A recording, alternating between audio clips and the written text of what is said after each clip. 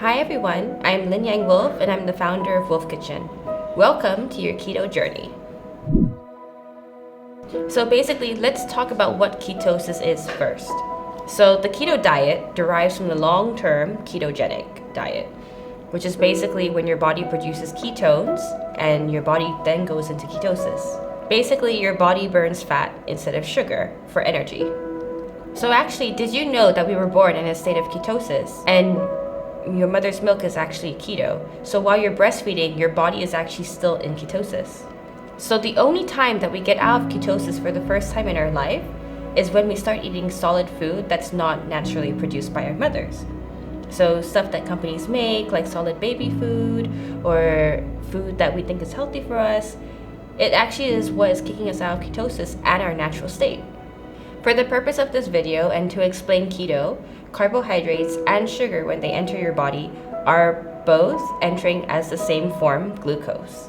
So whether you eat white rice, white bread, white pasta, or a sweet dessert, it enters your body the same way as glucose. So basically, if we conclude that you were born in ketosis, for us to go back into ketosis, if we've been eating food, like everyday food, we have to do something that what you call a carb drain. Now, a carb drain is what gets our body back into our natural state, which is ketosis. So basically, when you eat any carbs every day, it takes 24 hours for carbs to naturally drain out of your body. So that means that when you're eating rice at, let's say, 2 p.m., by 2 p.m. the next day, that rice is completely drained from your body, which is why, henceforth, we call it a carb drain.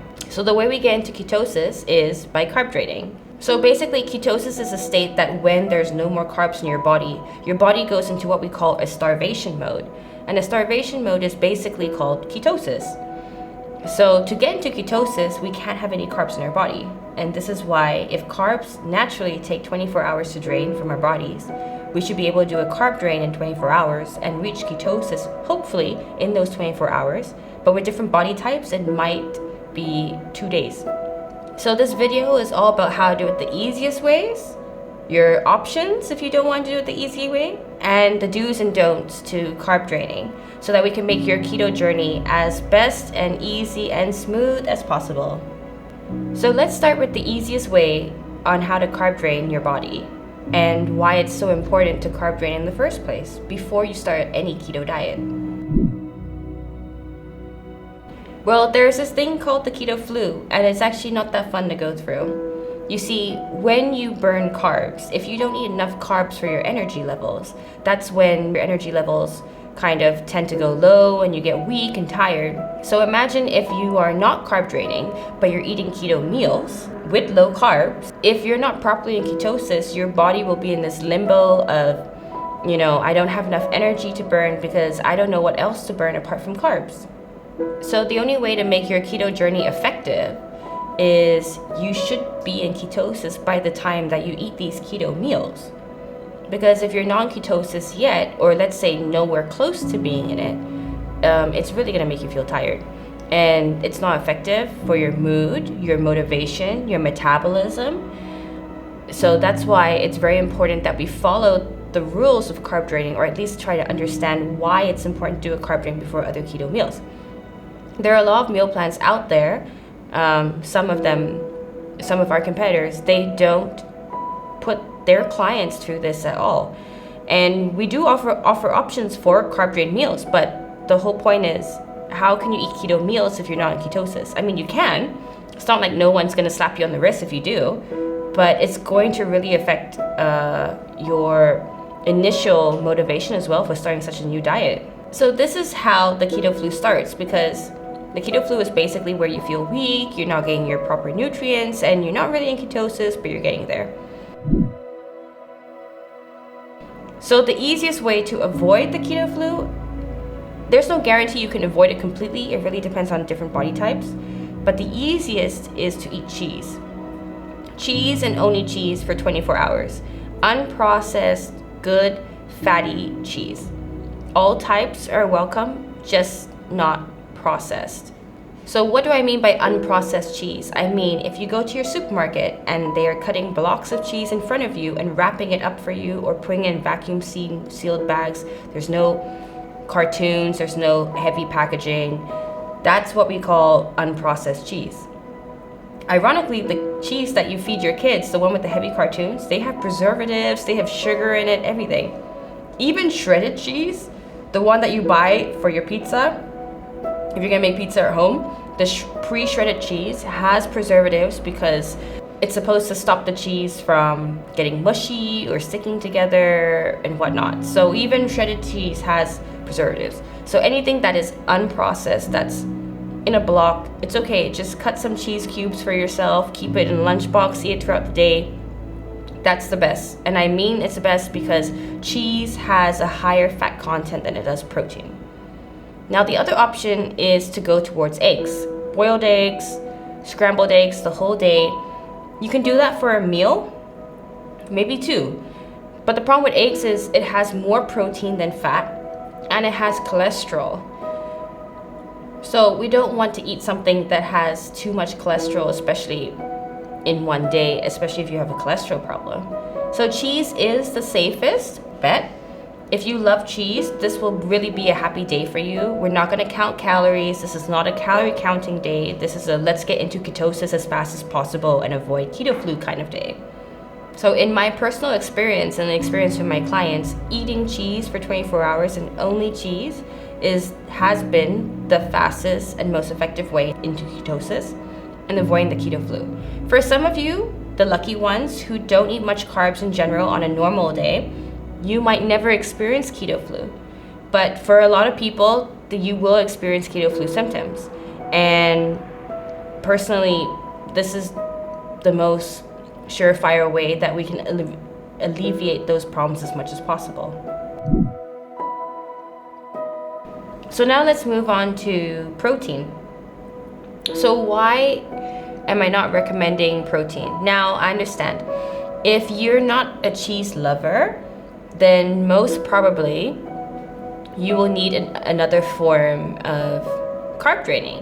Whether you're vegan, where it might have to be completely all vegetables, or you're just not cheese, or you're lactose intolerant, then you need to go into meat.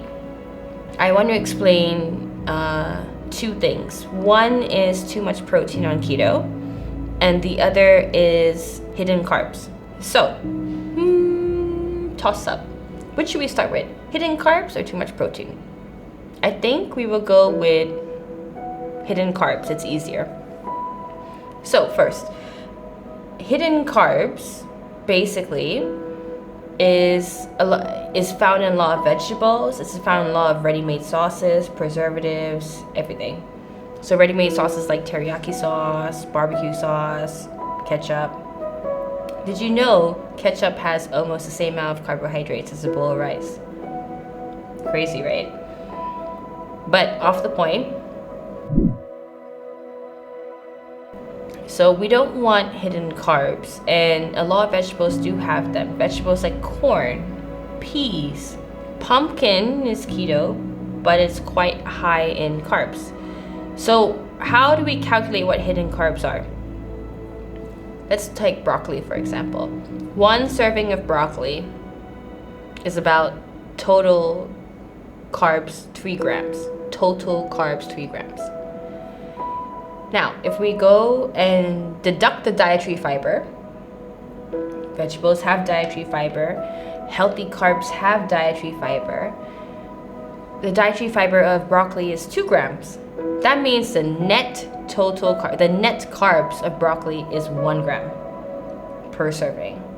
So in keto, we only count the net gram. And because of this, it's okay. It's much better than 3 net grams of carbs, but it's not good enough for a carb drain. I mean, it can, but it's not really effective. But that's what I'm trying to explain. So you will have vegetables with different kinds of net grams of carbs and different types of dietary fiber. And so because of this, if you are, for example, vegan and you can't eat cheese, or you want to carb drain on vegetables, We have to choose vegetables that have 0 net gram, because even if they might have total carbs, their dietary fiber is equivalent to their total net carbs, that they become 0 net carbs. Stuff like spinach, leafy green vegetables, lettuce, salad, rocket salad, all the different salad mixes out there. These are all 0 net carbs. So then what you need to do is you need to add fat. And fat is blue cheese dressing, olive oil, avocado oil, nuts, everything that also adds up to a more fatty content.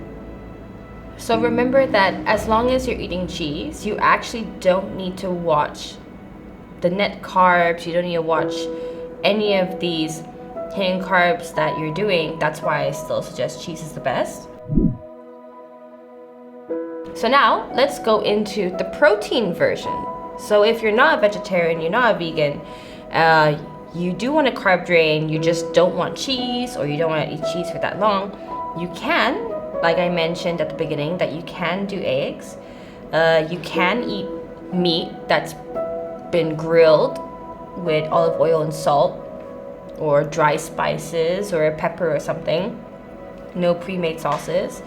It's just that the problem with keto and protein is you actually eat less protein on the keto diet than what the myths on internet tell you. And this is why. If you eat too much protein and you go over your limit on your own individual body weight and your body consumption, there is a process called gluconeogenesis where too much protein starts converting into sugar. Protein is not really an energy source. So how does this happen on keto? Well, it happens because the keto diet is supposed to be 75% fat, 20% protein, 5% carbs. On a normal balanced diet, it is 30 to 40, maybe even 45% protein on your everyday diet. But keto is 20%. If you go over 20%, in my experience, eating too much seafood because they're high in protein kicks me out of ketosis like that. And then I know I'm kicked out because I start getting fever. It's not food poisoning, but like I went over my protein limit. Do you want that to happen on your carb drain day if you're just gonna stick to protein? No. The way to combat this is, if you don't want to go over your protein, I suggest 100 to 120 grams of protein per day. The measurement that you do for protein, not the macros. And then add a lot of fat to it. So the olive oil, the avocado oil, the nut oil. Cook with that because the fat will make you feel full, but you won't overdo your protein. But in case you still feel hungry during the carb drain day, because remember, this is not a calorie counting day, I would say then add your 0 net carb veggies like your salads that I mentioned with a heavy fatty dressing.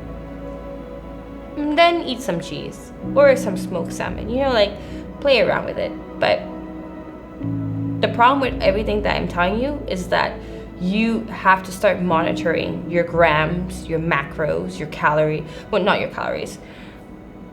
This is a cheat day. We're gonna measure your calories during keto, but this is your cheat day. But you're gonna have to measure the amount of macros that you eat for your protein and your carbs if you do not follow the I can eat cheese diet for 24 hours.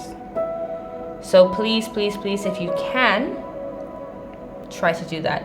If you want to break it up, my suggestion is make for breakfast an omelet with cream and cheese and bacon, or some herbs like coriander, spring onion that have no net carbs, and then start eating your cheese after that, because at least you've gotten some of it down, but you're not really eating cheese, you know what I mean? So now we can safely assume that the myths surrounding the keto diet about that it's all just meat and cheese, it's actually not true. You're actually eating less meat than normal. But why does it look like we have more meat? Because there's a lack of carbs. There's a lack of carbs in your plate, so the meat overpowers. Because who literally puts 75% fat on their plate? You don't put 75% of olive oil on your plate and it looks fatty. No, like the meat is the most ostentatious thing. So please watch for your protein. We calculate it for you on our meal plan, so you don't have to worry about that. But it is important to note that if you do not watch your protein and you think that this is a day where we feast on steak for the next 24 hours, you will start producing sugar, and this will lead onto you having to carb drain again. Carb drain is fun for some if you like cheese. It's not fun in general. It's a very good way of how people break their habits or create discipline on a diet, especially when you aren't allowed to cheat, because every time you cheat, you need to carb drain for 24 hours minimum. But this is something that you have to consider, especially in your first carb drain, is by being the most safest and smooth for you. And that's when you have to start limiting your protein and just, if you can, again, just take the cheese. If you carb drain more than 1 week every time, it does hinder your weight loss process, especially for those who are looking to lose weight on the keto diet. Carb draining and putting your body through this whole stressful situation is not something that you want to continuously do just because of small mistakes. So I really stress to try and follow these rules. And that's why we do a whole video about it, so that the process is as smooth as possible before you start eating your meals. So before we move to the next point, I do want to make sure that you know that this is all just to make your keto experience easier. But before you realize what does it mean make your keto experience easier, we have to talk about the biggest thing in the room. The biggest elephant in the room is the keto flu. So the keto flu is what happens when your body is transitioning between carb burning and fat burning. Basically what your body is normally doing and then going into ketosis. It's a weird transition.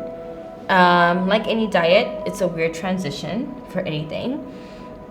And I don't want to scare you off about the keto diet, because there's so many good things that happen from a keto diet. There's good energy, there's better productivity, there is weight loss, there is clear skin. This is all from drinking lots of water and eating healthy and all this, but there is the keto flu. Now, let's talk about the keto flu symptoms. What is the keto flu? It's like a flu, but for keto. So there is diarrhea, constipation, one of the two, or both if you're unlucky, nausea, headache, heart palpitations, muscle pain, muscle spasms, fever, and other worse things such as like vomiting and just getting rashes on your skin. Oh, also, you will have temporary bad body odor and also bad breath, but they will go away. But this is the keto flu. So how do you know the keto flu is not a symptom of the real flu? There's no sneezing, there's no coughing. I know this sounds like I'm talking about COVID. I'm not. There is no sneezing or coughing or like runny nose when you're doing keto. But if you do feel a fever, in this 24-hour period, there is a likelihood that it is keto flu. So how do you solve the keto flu? There's 3 ways. One is bone broth. So bone broth is what we call when we make chicken stock or beef stock or whatever you want to do. Take some bones, boil with water, let the collagen come out. Not only does collagen come out, fat also comes out. You're adding a bit of salt. It does the body wonders. That's one. But it's a little bit like time consuming unless you've pre-prepared it before you do keto or the carb drain. The second is add more fat to your carb drain meals or the day after. So if you feel you're having a keto flu right at this moment, go eat a piece of cheese. I know I keep saying cheese, but go eat a piece of fat. But to be honest, cheese is not as bad as eating a piece of animal fat, right? Or eating a tablespoon of olive oil. But increase your fat intake, because that's what is forcing your body to go, I have all this fat entering the body and all the carbs are leaving. Maybe I need to burn this fat because that's the only thing that's coming in. And that's a quick transition into keto.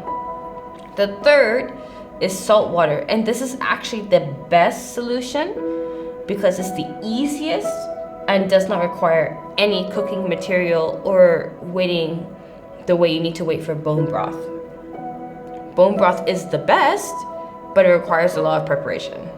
Salt water, the third one, is the best in terms of I'm lazy, because if you have a fever and nausea and constipation at the same time, are you really gonna get out of your bed and make bone broth?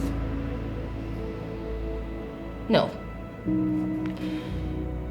So it's salt water. 1 tablespoon to 1 glass of water. 1 tablespoon of salt.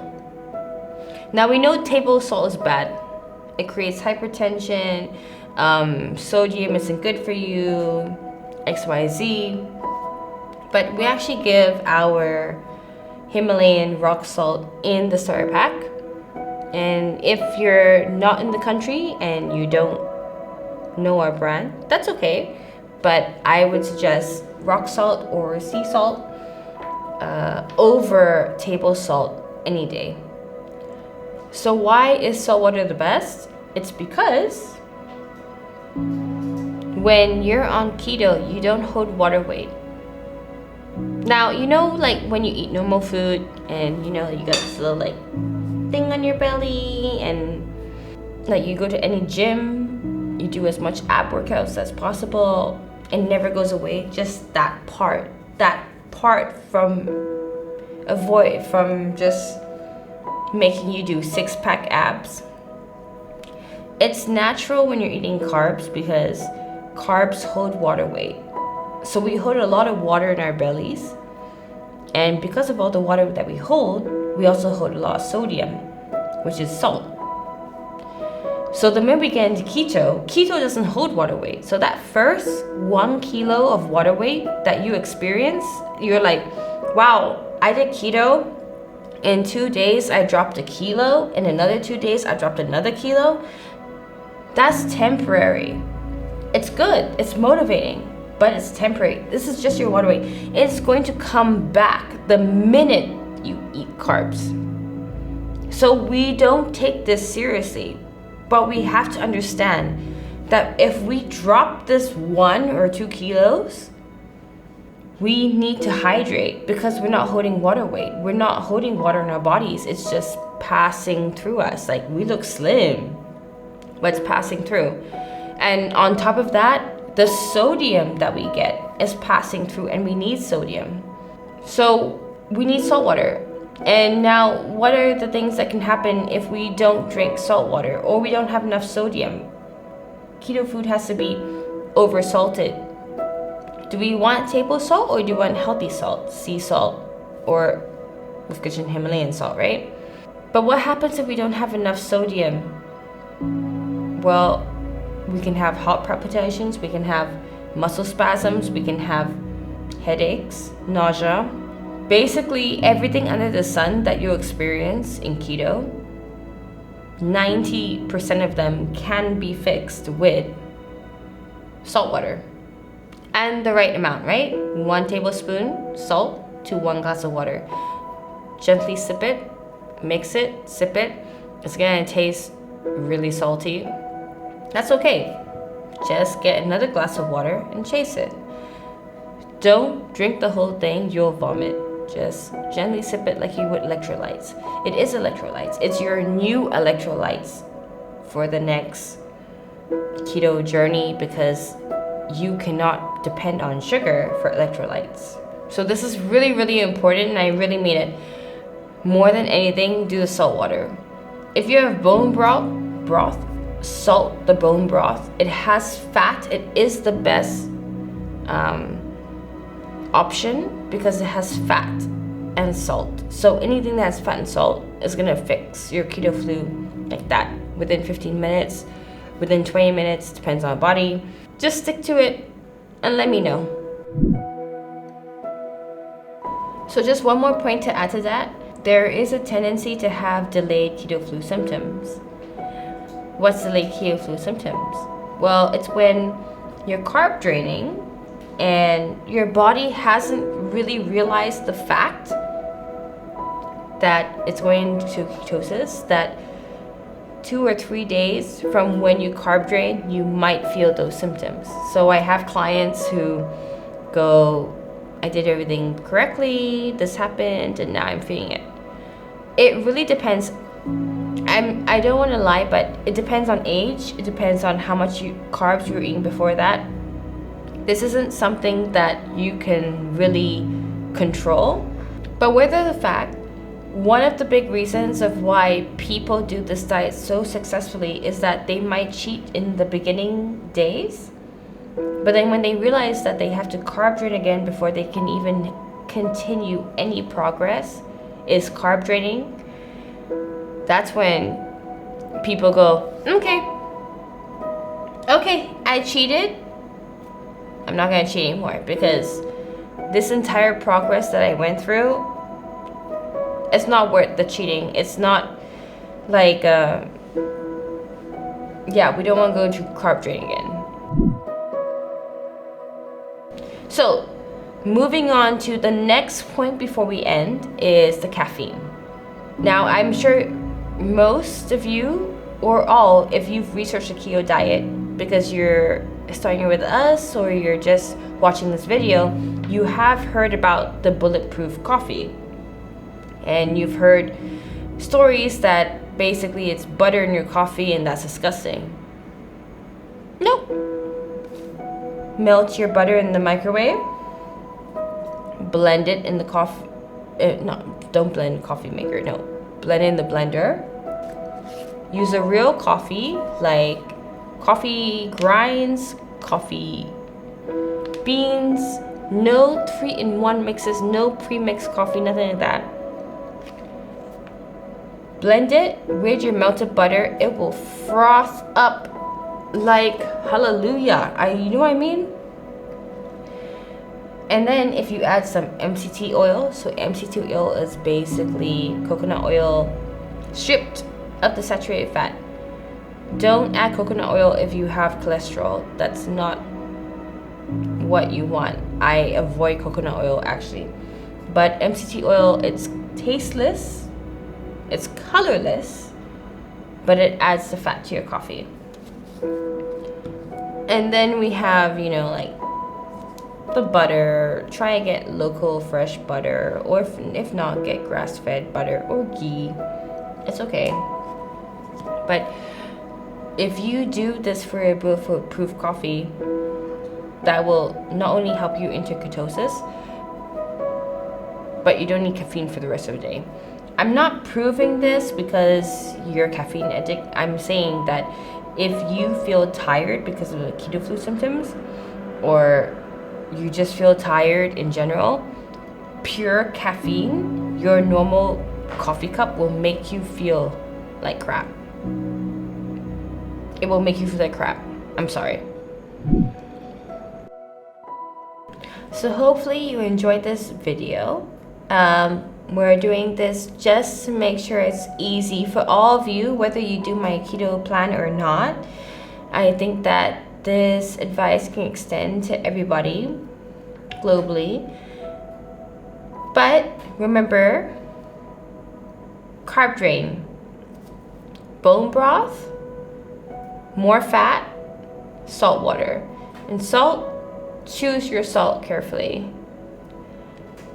I hope you enjoyed this video as much as I had fun making it. I hope you enjoyed watching it.